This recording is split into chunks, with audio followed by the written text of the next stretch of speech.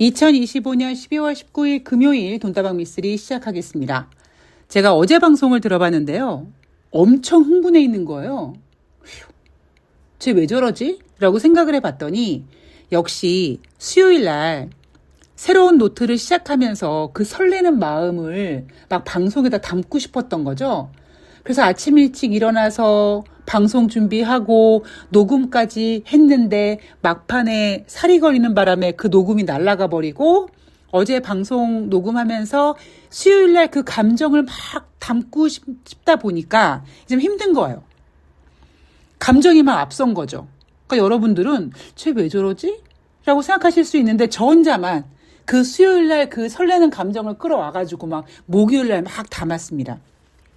정작 제가 어제 해드리고 싶었던 이야기를 하지 못했어요. 자, 그 얘기가 무엇이냐? 제가 방송이 끝나면 방송 자료를 유튜브 게시판에 사진 찍어서 올립니다. 12월 16일 화요일 뉴욕 증시 마감 현황이 적혀져 있는 그 면의 상단에 제가 뭐라고 적어 놨었었냐면 내년 초 금리 인하 안 하고 버틸 수 있을까? 이렇게 적어놨어요. 이 이야기를 하고 싶었는데 정작 이 이야기를 못했던 거죠. 대신 수급 이야기를 겁나게 했습니다만 저는 후회하지 않습니다. 왜냐하면 수급 얘기는요. 매일매일 해도 부족함이 없습니다. 아니죠. 매일매일 해도 부족하죠.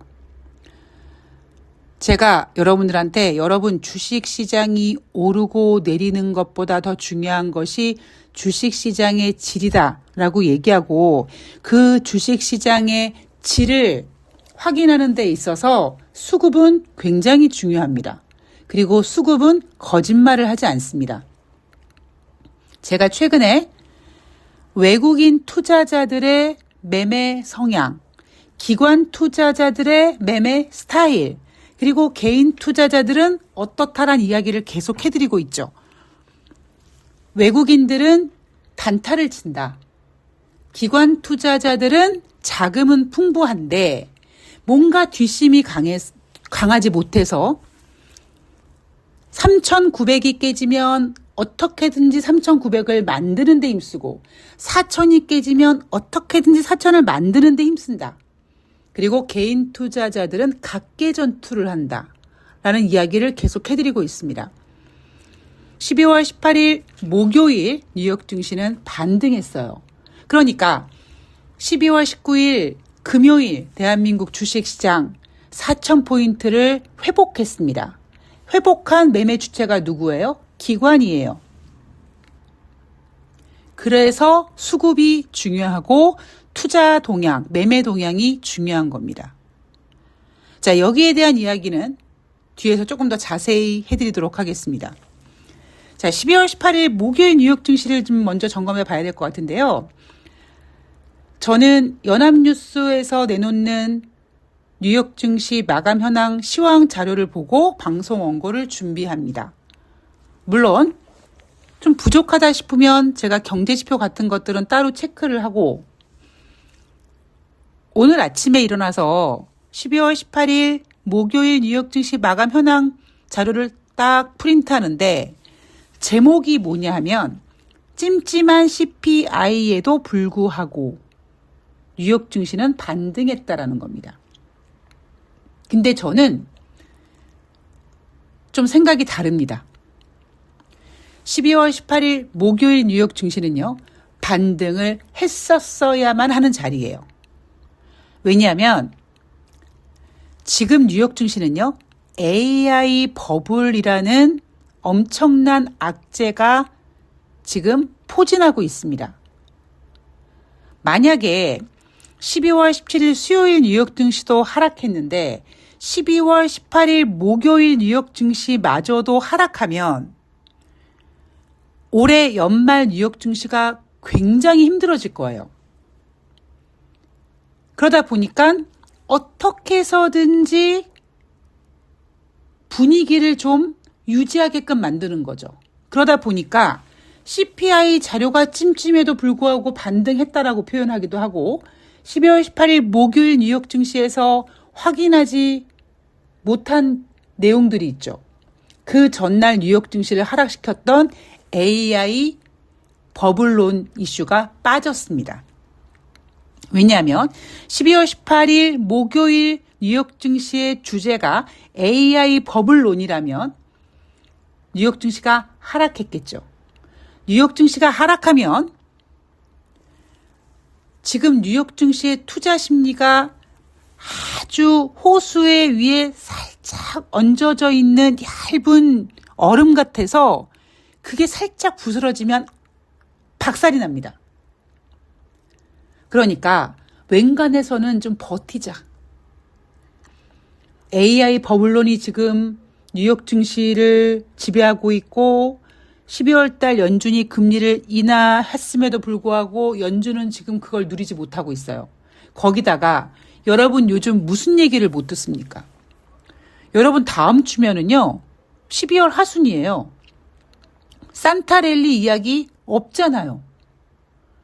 지난번 11월 말에 뭐 블랙 프라이데이 때 뭐 소비가 얼만큼 늘었다 어쩌다 하니까 그래 이제 12월 달에 연준이 금리 인하하고 그러면은 이제 소비가 좀 확대돼서 연말에 산타랠리를 기대할 수 있을 거야. 이랬던 전문가들조차도 요즘 조용합니다. 산타랠리 이야기 여러분 못 듣고 계시죠? 그만큼 지금 뉴욕 증시는 투자 심리가 굉장히 아슬아슬해요. 그래서 12월 18일 목요일 뉴욕 증시는 반드시 반등을 해야만 하는 자리였고요. 그러다 보니 찜찜한 CPI에도 불구하고라는 이야기가 나왔고 AI 버블에 대한 이야기는 나오지도 않았습니다. 전날까지 막 오라클 타령하고 막 투자 매력도가 하락해서 뭐 투자하기로 했던 캐피탈이 이탈하고 걔네들이 막 어제 이탈하고 막 그 이슈가 완전히 없어진 게 아니잖아요. 그럼에도 불구하고 목요일 날은 안 보이게 했습니다. 그래서 대한민국 주식시장은 뉴욕 증시가 까꿍하고 반등하니까 기관들이 까꿍하고 4,000포인트를 만들어 놨어요. 자, 얼만큼 CPI가 찜찜했느냐?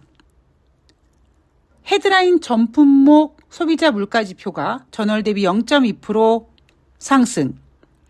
변동성이 큰 품목을 제외한 근원 소비자 물가지수가 전월 대비 0.2% 상승했는데 전월 대비보다 더 중요한 전년 동월 대비를 본다면 헤드라인 소비자 물가지수는 2.7%, 근원 소비자 물가지수는 전년 동월 대비 2.6%밖에 증가되지 않았어요.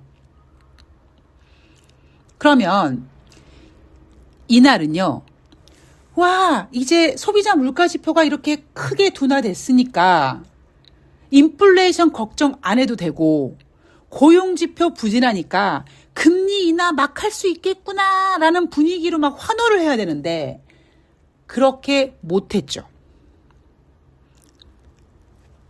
왜냐? 이 소비자 물가지표는요. 10월 임대료와 자가 주거비를 0으로 가정해서 수치를 내놨다고 합니다. 자가 주거비 같은 경우에는 주거비 70%를 차지하고 있는데 이걸 그냥 0으로 만들고 계산기를 두들겼다는 거예요. 모건 스탠리조차도 11월에 예상치 못한 소비자 물가지표의 하락은 방법론적 문제가 부분적으로 작용했다고 합니다. 방법론적 문제가 부분적으로 작용했다는 얘기는 굉장히 우아하게 표현되지만 솔까하면 이거 왜곡된 거야. 못 믿어.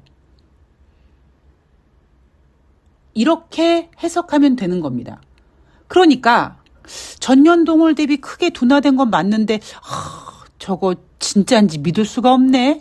아니 어떻게 자가주거비와 임대료를 0으로 만들고 소비자 물가지표를 계산하지? 그러면 임대료와 자가주거비를 수치에서 뺀다고 미국 국민들이 임대료와 자가주거비를 내지 않습니까?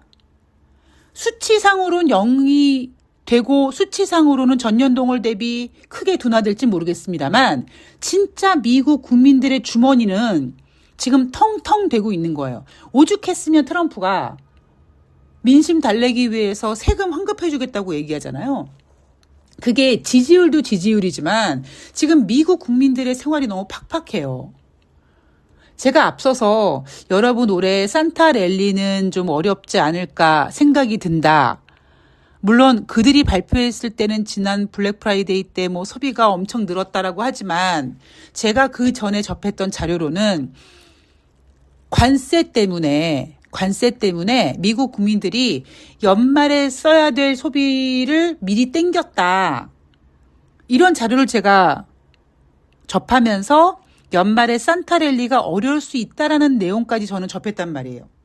그런데 잠깐 뭐 블랙 프라이데이 때 얼만큼 소비가 늘었다고 하니까 또 전문가들이 12월 달에 연준이 금리를 인하할 거니까 이제 막 밖에 난리부르스 쳤는데 실질적으로 미국 국민들의 생활이 지금 굉장히 팍팍합니다. 그러니까 실업률이 지금 4.6까지 올라왔죠. 아마 제 기억으로는요. 코로나 때 4.7 정도까지 갔었을 거예요. 저는 그동안 미국 경제 지표를 쭉 점검하면서 미국 경제 지표가 좋지 않다라는 걸 알고 있었습니다. 고용 지표도 최근 상당히 안 좋아요. 그런데 그 상당히 안 좋은 고용 지표를 가지고 시장은 야, 고용이 이렇게 안 좋으니까 이거 미국 경기 둔화되는 거 아니야? 이렇게 해석하는 게 아니라 야, 고용이 둔화됐으니까 12월 달 연준이 금리를 인하하겠지. 요렇게만 본 거예요.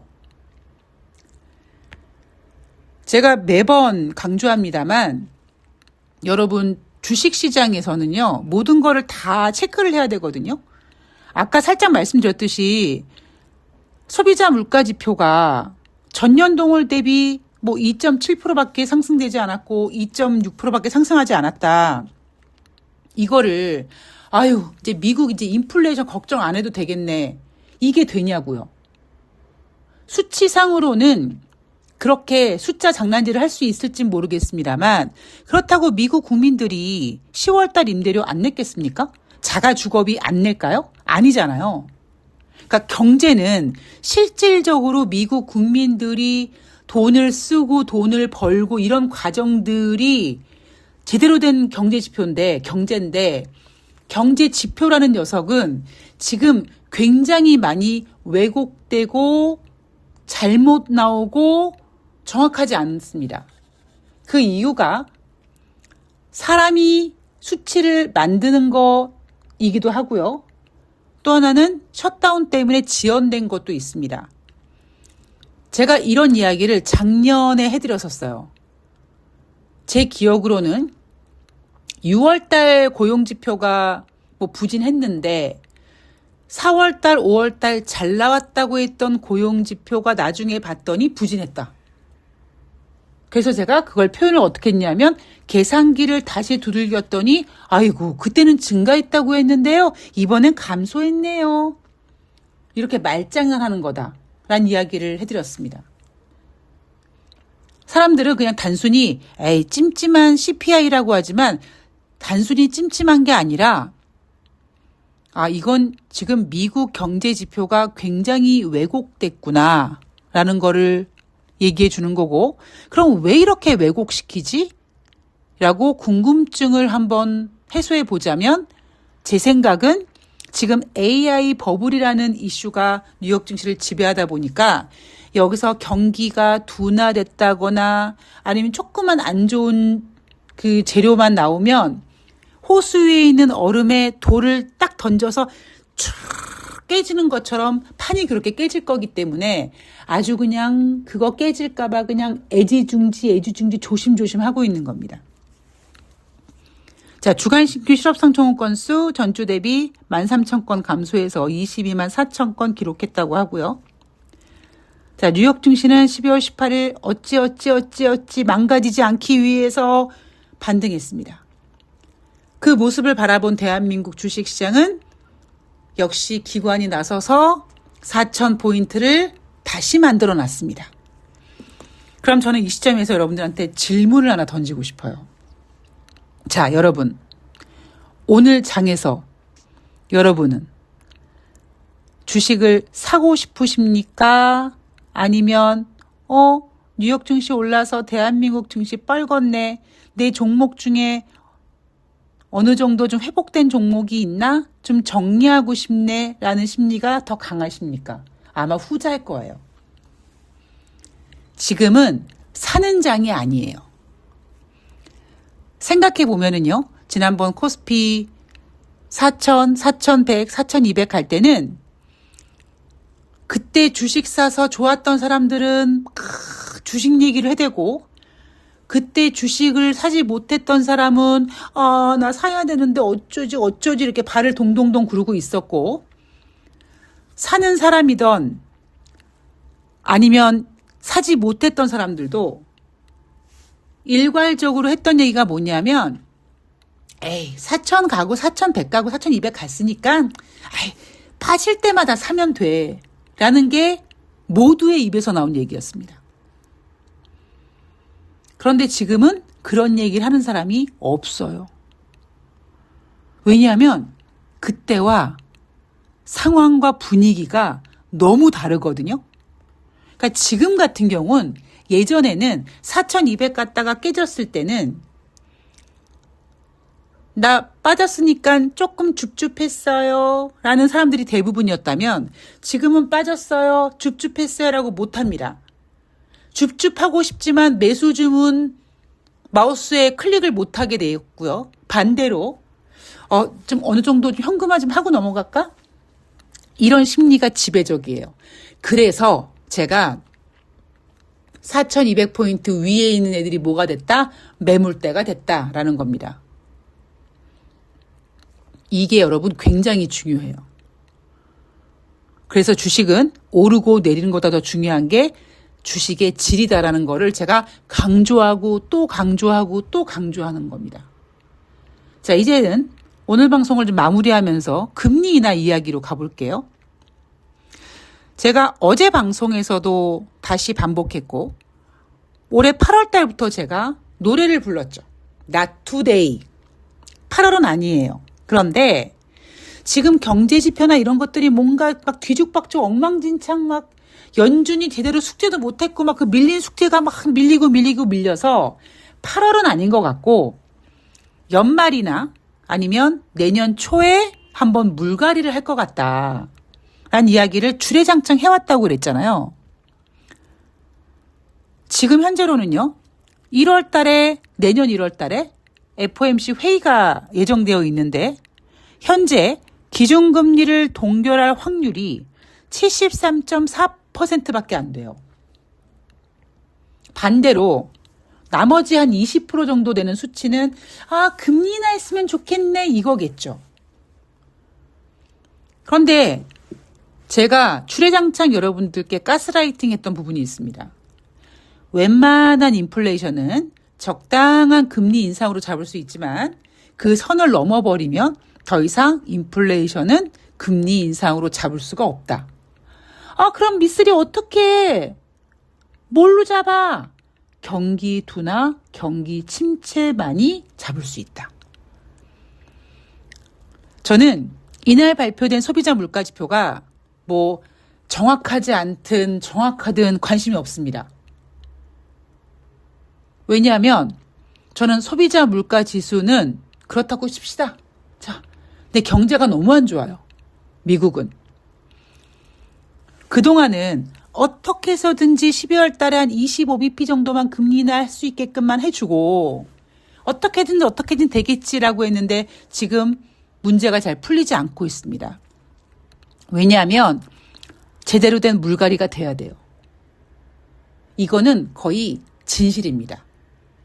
우리가 왜 인생을 살면서 막 뭔가 꼬이고 막 그러면 선배들이 뭐라고 조언합니까? 야, 좀 내려놔.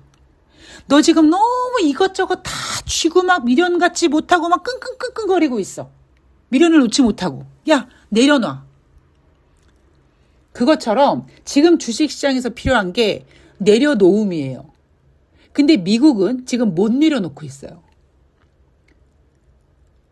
그냥 어떻게든지 버틸 수 있을 만큼 버티겠다라는 심리인데 문제는 그게 한계가 있다고요.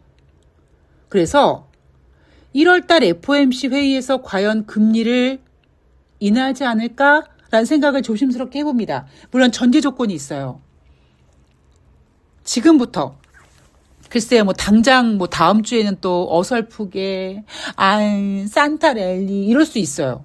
왜냐면 이제 연말이니까, 미국에 트레이딩 하는 애들이, 뭐, 휴가 내고 이제 거래도 막 한산하고 막 크리스마스니 뭐하니 이제 얼렁뚱랑 하다 보면 이제 연말이 훅 가거든요? 그러면, 어설프게 이제 다음 주, 뭐, 2025년 12월 남은 기간 동안은 그냥 이렇게 넘어갈 수 있어요. 그러면 2026년 초에, 만약에 새로운 해가 뜨고 2026년 뭔가 전망을 하는데 뭔가 부진하고 안 좋고 막 그래가지고 경기 둔화가 우려되고 그러면 당장 1월 달에 금리를 인하하게 될 겁니다. 그래서 저는 지난번 12월 달 FOMC 회의에서 금리를 인하하고 점도표를 보면 2026년도에 한 번, 2027년도에 한 번 정도 금리 인하 하겠다고 했는데 제가 과연 그렇게 한 번씩만 할 수 있을까라고 썸네일을 달아놓고 방송을 녹음한 날이 있는데요. 1월 달에 금리를 인하해야 되게끔 하지 않을까? 만약에 제 예상이 맞는다면 1월 달은 살짝 뉴욕 증시로서는 고통스러운 시간일 수 있습니다. 그래야지만 금리 인하가 가능하니까. 이 상태로만 가면 이러지도 못하고 저러지도 못하고 지리멸렬 흐지부지 그냥 질질질질 끌려가다가 어떤 악재 나오면 수습도 못한 상태로 개박살 날 수 있거든요.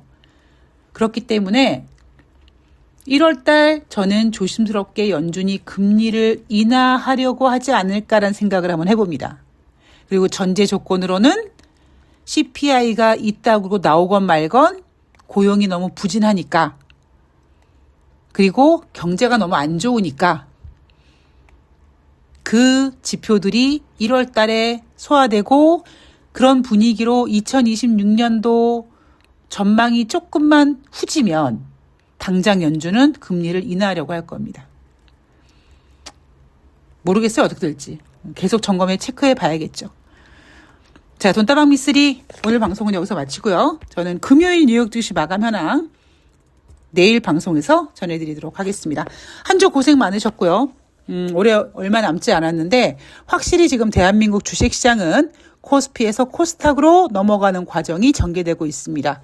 개별 종목 갖고 계신 분들 너무 지치지 말고 이제 내가 노는 판이 오는가 하고 열심히 준비하시고 기대하셨으면 좋겠습니다. 전 다음 방송에서 뵙도록 하겠습니다. 고맙습니다.